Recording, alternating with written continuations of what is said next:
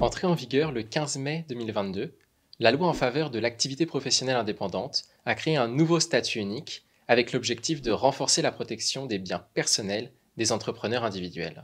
L'administration fiscale a publié ses commentaires à la fin de l'année 2022 et apporte des réponses pratiques pour la mise en place de ce statut. Ce nouveau statut relève de l'impôt sur le revenu et s'applique quelle que soit la catégorie, BIC, BNC, BA. L'apport principal de ce nouveau régime est que toute personne physique exerçant en son nom propre une activité professionnelle indépendante bénéficie automatiquement d'une séparation de ses patrimoines personnels et professionnels sans création d'une personne morale ou d'une personnalité fiscale distincte. Cela permet de ne répondre de ses dettes nées à l'occasion de son activité professionnelle que sur son seul patrimoine professionnel, comprenant les biens, les droits, les obligations, les sûretés utiles à son activité. Cette séparation des patrimoines n'est que le principe.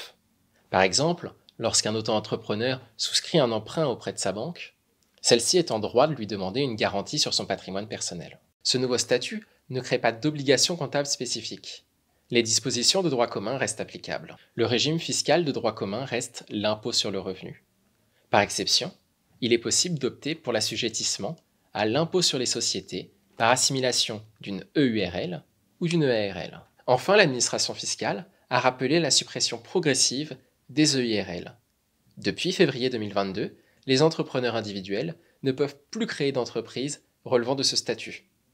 Pour les entreprises ayant le statut d'EIRL, les dispositions qui les régissent demeurent applicables.